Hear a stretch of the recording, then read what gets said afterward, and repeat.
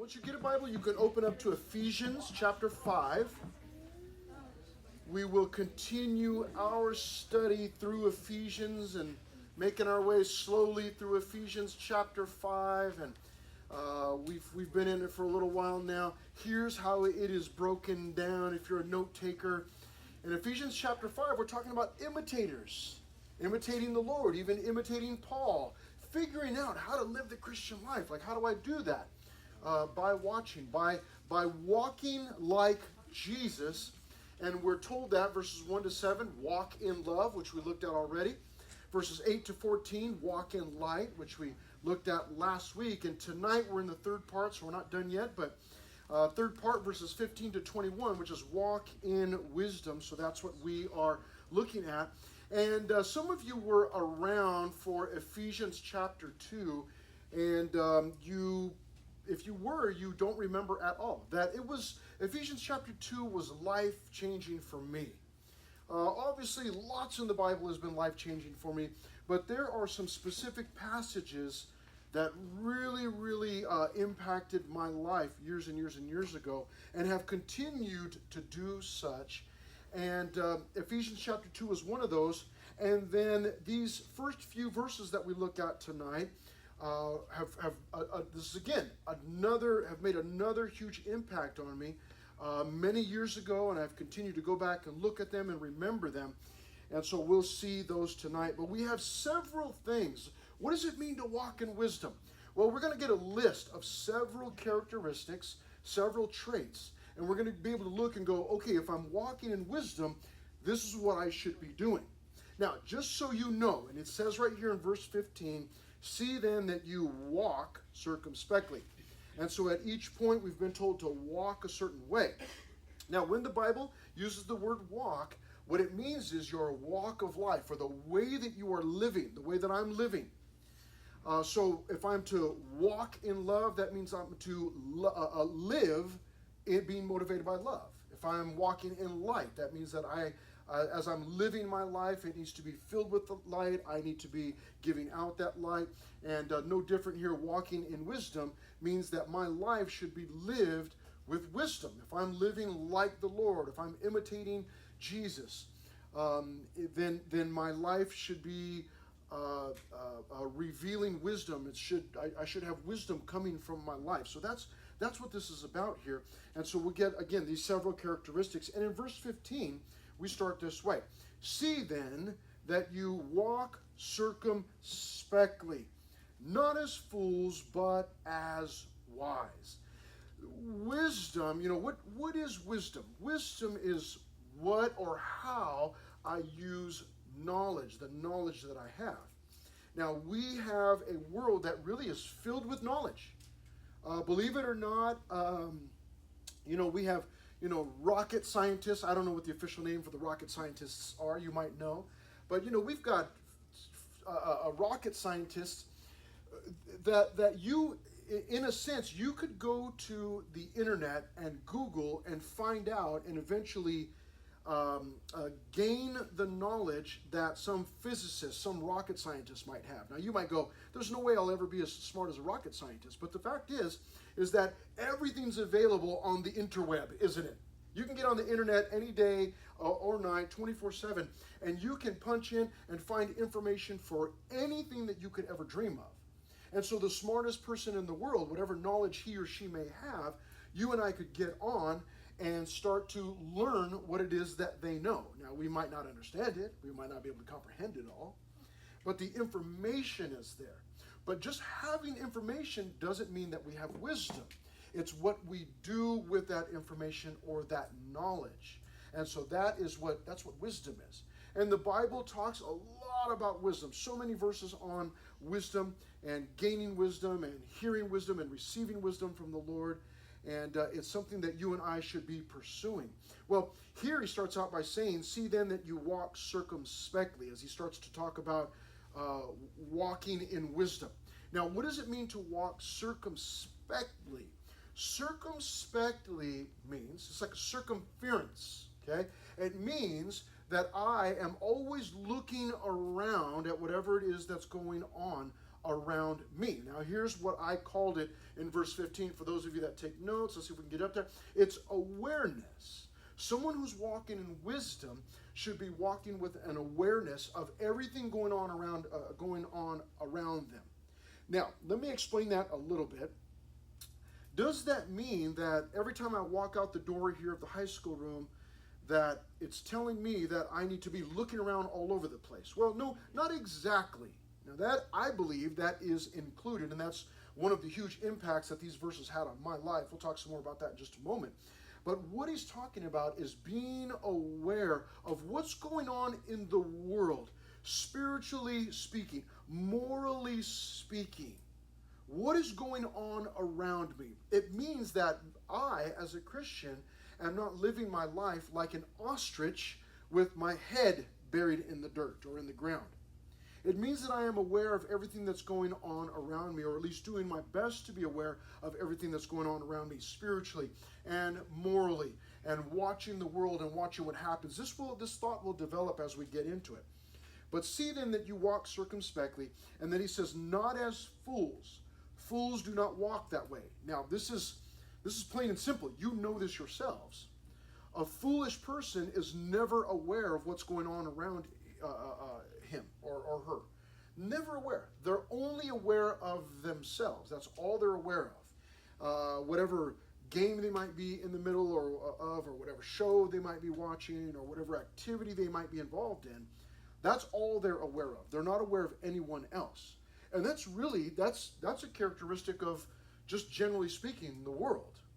I'm always, when I'm driving, it's incredible.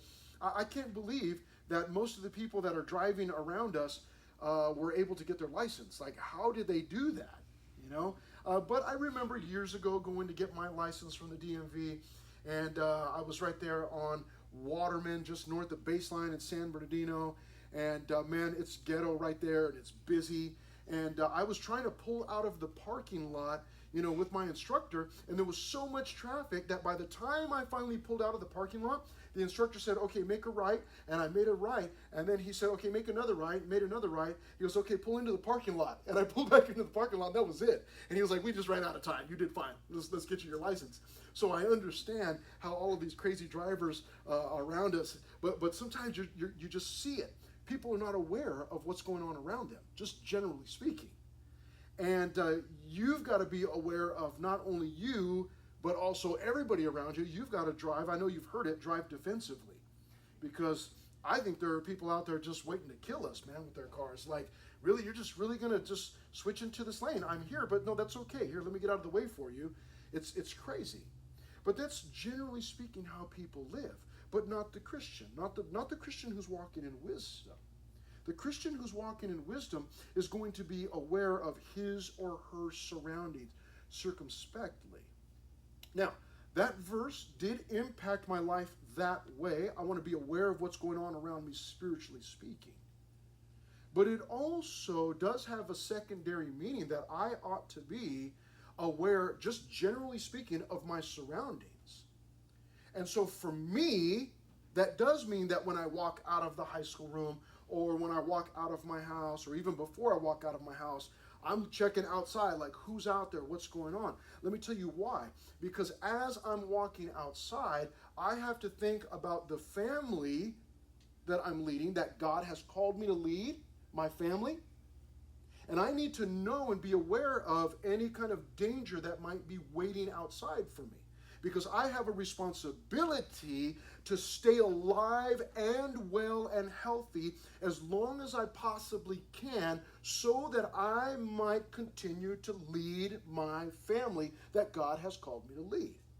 And so when I'm walking out of the high school room, I have to be thinking, not just, whatever might be going on, but I have to be thinking, hey, I've got a high school ministry that the Lord has called me to. According to Matthew chapter 4, God called me here. And I have to stay alive and well and healthy as long as I possibly can, so that I can come back on Sunday and minister to you guys again, or so that I can return on a Wednesday, or so that we can have another event. So I'm not just walking outside with my head in the clouds, spiritually speaking, but even just practically speaking. I need to be aware of everything that's going on around me. Our lives will be changed if we can understand that our lives are not our own, that our lives are to be used for the service of God as we serve other people around us. Now, when I think that way, it changes the way that I'm acting and living. Then I begin to walk in wisdom, because then as I'm leaving my house, or I'm getting out of my car, or I'm walking out of the church, or I'm walking out of the store or into the store or whatever, I'm going to be aware, because it's not just about my safety and who's out there, but it's about I need to preserve my life to the best of my ability, and I know that's ultimately God's responsibility to preserve my life.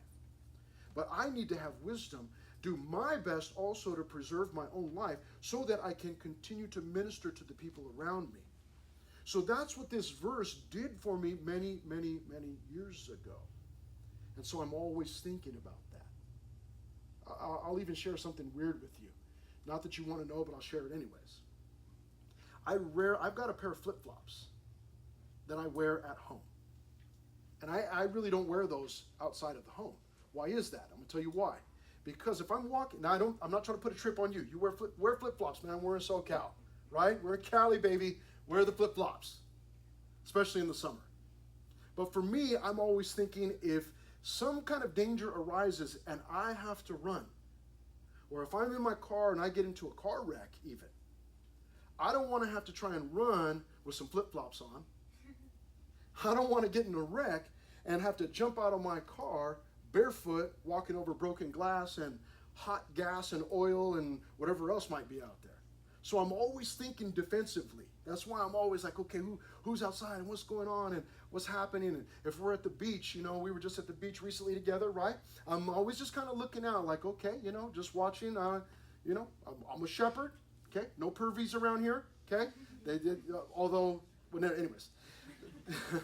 Man, but just always on the lookout. Always on the lookout, walking circumspectly. But we should be doing that spiritually speaking. What's going on? What's the world like? What's happening morally? I need to be aware of that. Why? You go, why? Why can't we just be Christians, NOTW, man, I don't have nothing to do with this world. We have to stay, we have to walk circumspectly. We have to stay aware. Why? He's going to tell us. Look at verse 16. Redeeming the time, because the days are evil. Someone who's walking in wisdom is not only going to be aware, but they are going to redeem the time. Now, I got saved when I was 20. That means that the first 20 years of my life were absolutely wasted. Did God use them to lead me to that place of salvation? Yes, he did. But as far as my productivity and the way that I was living my life, I lived the first 20 years of my life for myself. And at the end of it, I had no job, broken down car, and I had a baby on the way, and I was flunking out of my college classes. That's what I had. That's what I had. In 20 years, that's what I had produced. Nothing. Ashes. Something happened at 20 when I got saved. Lots of things happened. God took away cussing. I used to cuss like crazy. God took that away miraculously. I didn't even notice for like a week or two. It's like all of a sudden I realized, like, man, I haven't cussed. Like, what happened to my mouth? Like, God didn't just save me, he saved my mouth too. But one of the other things was this, not in a bad way, but this heaviness came over my heart. God spoke to my heart like, man, I gave you 20 years, man. What do you have to show for it? I got nothing, God. That's right, you wasted it. But he was speaking to my heart like, hey, you give me your heart and your time. You give me your life, and I'll make it productive, he was saying. And so from the time that I got saved when I was 20, I have had this sense of urgency. It's always been on my mind and in my heart that I am not going to live long. Now, I don't know what that means. I don't know if that means 80 years or I don't know what that means. I just know that time is short. And one of these days, there's going to be, according to 1 Thessalonians, we're going to hear a trumpet call. And the sky is going to split open, and Jesus is going to meet us in the air and take us home. And that could be tonight, or it could be tomorrow. It could be 20 years from now. I don't know. But whatever it is, it's going to come sooner than any of us ever thought it would. Or I'm going to die sooner than I ever thought I would, or anybody else around me thought I would. So I know that time is short. My heart only has so many beats. I don't know how many it has, but it's only got so many. It's not going to live forever. It's not going to beat forever. And my lungs only have so many inhales and exhales. And every time I exhale, man, there goes some more life. My body's not going to last forever. So I've got this sense of urgency, and it came from this, verse 16. Redeeming the time because the days are evil. Now, redeem means to rescue from loss. And the phrase, the time, it's not just talking about time in general, but what it's talking about is the time. It means a certain segment of time. So what's developing here, and after verse 17, I'll give you the whole thing here. But what he's saying in verse 16 is that we need to redeem this segment of time, or the season, or the opportunity. In fact, if you've got an NIV version Bible, a New International Version, it will say make the most of every opportunity right there. Now, that's okay. It's an okay translation. It's not, I don't think that that's complete. What it means is making the most of every opportunity for the cause of Christ. Not just living my life to the fullest. It's not just me, like, I'm going to go visit the Grand Canyon and the Taj Mahal, and I'm going to go, climb Mount Fuji, and I'm going to go do all of these things because I got to live life to the fullest. It's not live life to the fullest and fulfill all your pleasures. What he means is that you need to live life to the fullest, or take every opportunity for the cause of Christ, because we don't have much time. You go, what do you mean we don't have much time? Let me show you what he's talking about. Notice in verse 16, he says, because the days are evil. What about that? What about that? Let me show you something from Matthew chapter 24. Look at this in Matthew 24, verses 21 through 22. Now, Jesus here is talking about end time events, okay? And that's a different subject for a different study for a different time. But let me show you at the end of verse 22. Look what it says. Jesus said, for then there will be great tribulation. Okay? So there's going to be a bunch of trouble, such as has not been since the beginning of the world until this time, he says. No, nor ever shall be. And unless those days were shortened, no flesh would be saved. Nobody would survive. It's going to be so terrible that no one would survive. But then look what he says at the end. But for the elect's sake, those days will be shortened. Who's the elect? The elect are God's people. Okay? Now, the idea that I want you to understand is that because it's so bad, God in his mercy is going to cut the time shorter. He's not going to drag out the time. Okay? Let me develop this with you a little bit more in 2 Peter chapter 3, verses 10 and 11. Same idea. Peter says this, but the day of the Lord will come as a thief in the night, in which the heavens will pass away with a great noise, and the elements will melt with fervent heat. You go, man, what does all that mean? What it means is there's a bunch of trouble coming. That's what we're getting at here, okay? Both the earth and the works that are in it will be burned up. Therefore, since all these things will be dissolved, what manner of persons ought you to be in holy conduct and godliness? Here's the point that I'm making. Paul, in writing to the Ephesians, said, redeeming the time because the days are evil. What he was talking about and what Jesus was talking about and what Peter was talking about was this, that because the days are evil, God cuts the time shorter. He does not allow time to continue on and on and on, because the longer that we are here on this earth, the more wicked we become. Have you noticed that? Things are not getting better. That's not. People will try to tell you, oh, we're just evolving and we're evolving into something better. No. So somebody going into a school and shooting kids, you're saying we're evolving into something better? Somebody going into a mall or into a supermarket killing people, you think we're evolving into something better? No, things are getting worse. And because things are getting worse, God in his mercy is going to cut the time shorter. So, redeeming the time because the days are evil, Paul is saying, look, the days are evil. Time is going to be cut short. We need to be busy buying up every opportunity for the cause of Christ.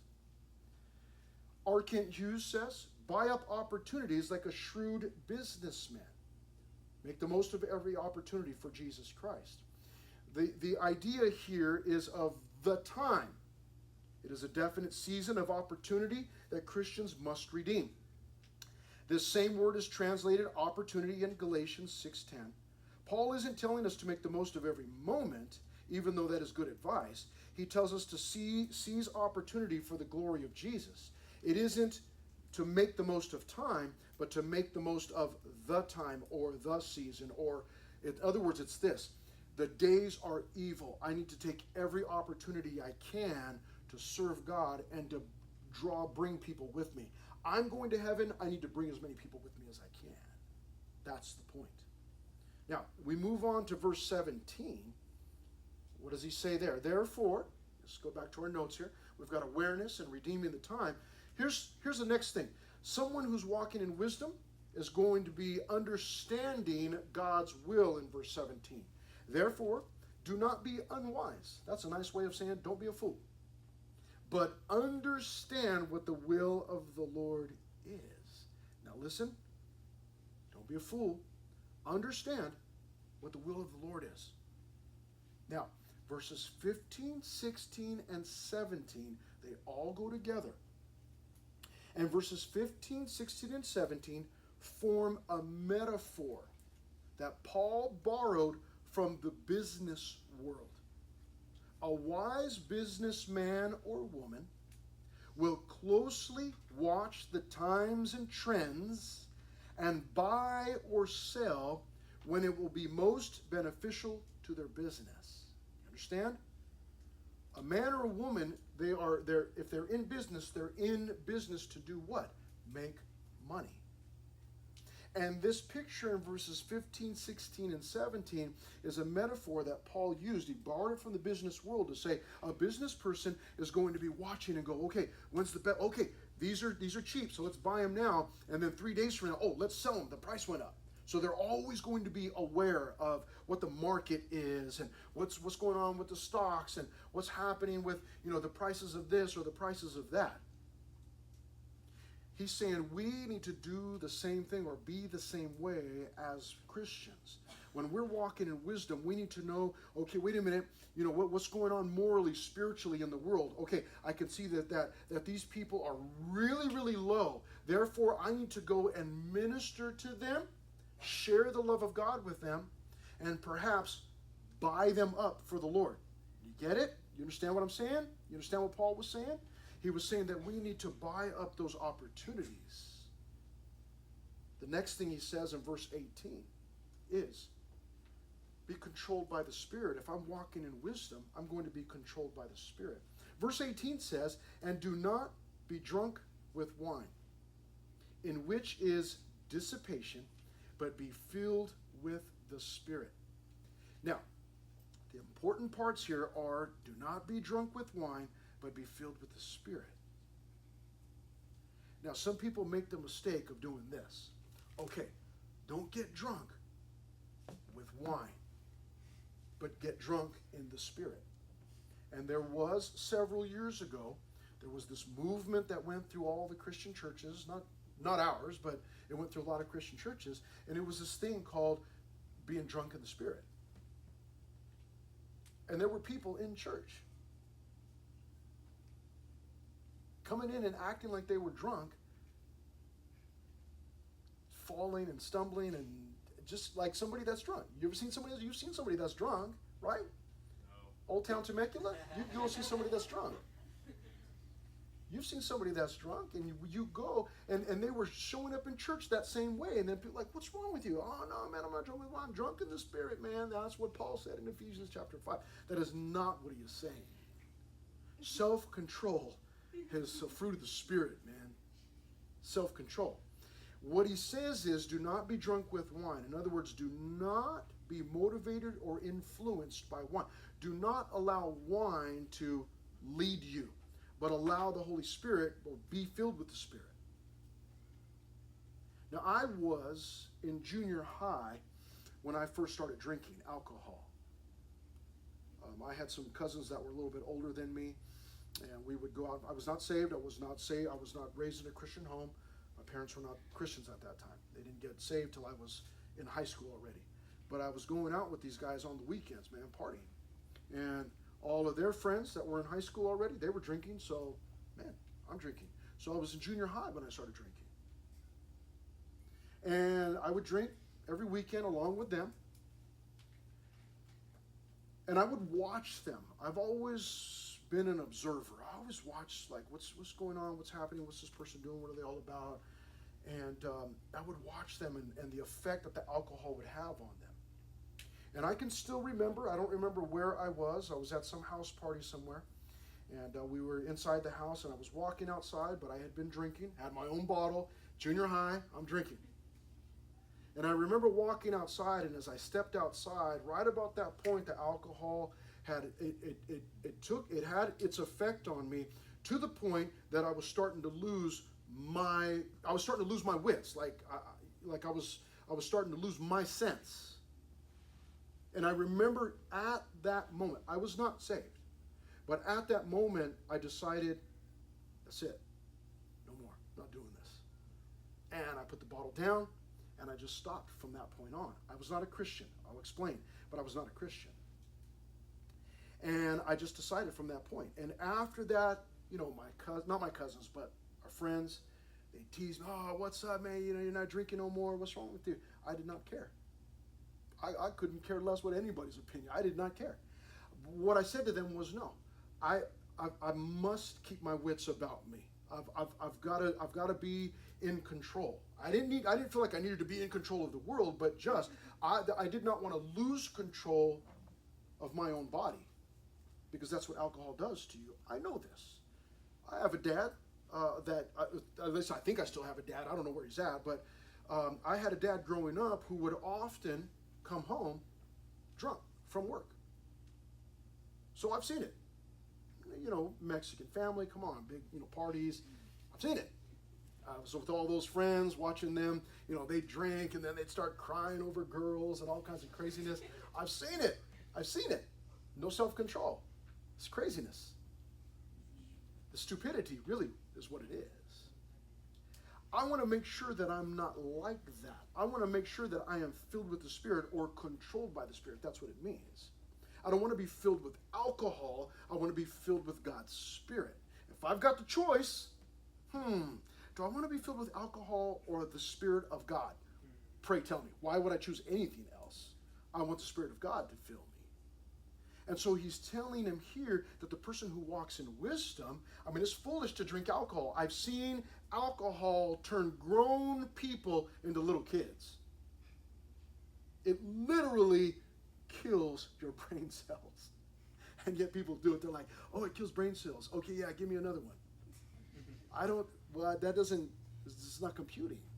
But there's no wisdom in their life. They're fools. Now, I understand, man, society is like, you know, alcohol with everything, right? You see a billboard of some party, you know they're having a good time because everybody's young and good looking, and then they all have beers, you know, Modelo, or they got their Bud Light or whatever they got, you know. Oh, yeah, you know, we're living it up here with this alcohol. Okay, you're killing your brain cells, you're killing your liver. All right, you know, when you're 40, you're going to look like you're 70, but okay, whatever. I mean, that's your thing if that's what you want to do. But that's what the world is telling us. Like, you can't have a good time unless you add some alcohol. That's what they're telling you.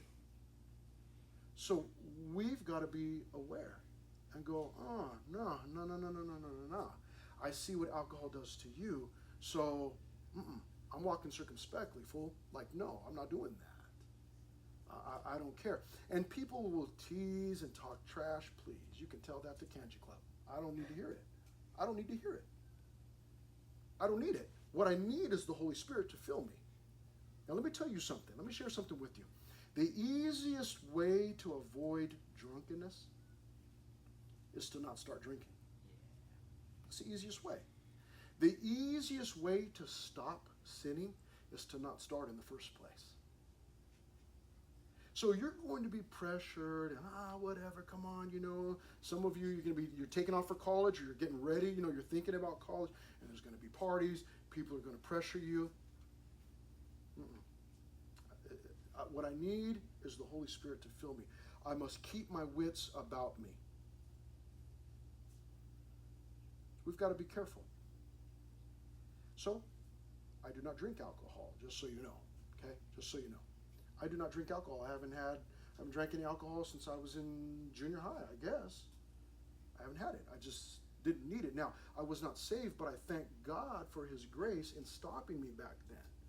Because all of those guys, they just continued. And every once in a while I run into them today, and that's the same thing, man. Gotta have a 40, gotta let's go, pour some out for the homies, let's go. That's their life. They're filled with wine and not with the Holy Spirit. One Christian singer said this: indulgence can be freedom. Moderation, liberty. But the freedom for the weakest is the one that is for me. That's the kind of freedom I want. I want the freedom for the weakest. In other words, if I've got somebody, some Christian brother or sister that struggles with alcohol, look, I'm not drinking alcohol, man. I don't have that freedom. Not because God doesn't give it to me, because I choose to not exercise that. Now, let's move on and finish this up. In verse 19, we find out that somebody that's walking in wisdom uses uplifting language, speaking to one another in psalms and hymns and spiritual songs. In other words, you and I should be talking to one another in uplifting language. And then he says, singing and making melody in your heart to the Lord. So I want to make sure that I'm singing. Not being filled with alcohol and singing 100 bottles of beer on the wall. How dry I am, No, I want to be singing to the Lord. And I'm not going to sing to the Lord unless I'm filled with the Spirit. So I want to be using that uplifting language. Someone who's walking in wisdom, in verse 20, is always thankful. He says, giving thanks always for all things to God the Father in the name of our Lord Jesus Christ. I have to confess, I have not been thanking God for 104 attempts. I've been complaining, man. Like, God, why persecutest thou me? I hate the summer, Lord. And the Lord's been convicting me like, hey, man, this is part of creation. This is part of the world that you live in. I got to be thankful for it. Someone who's walking in wisdom is going to be thankful. Look what he says, giving thanks always for all things to God the Father in the name of the Lord Jesus Christ. I need to be thankful. And then finally in verse 21, and this is a transition verse that will transition us into the last part of Ephesians 5, which we will get to next time.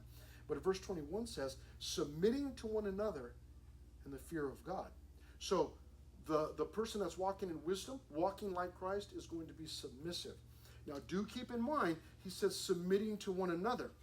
Primarily, you and I as Christians want to be submitting to one another.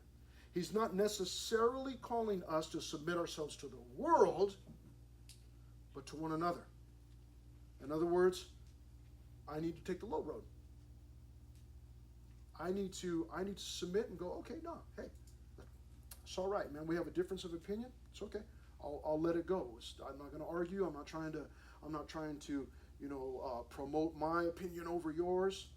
No, I'm going to submit to one another in the fear of God. Now he'll go on to talk about submission, but submitting is that I'm making myself lower than someone else, than you. We need to do that for one another, submitting to one another in the fear of God. Now, I'm getting ready to pray.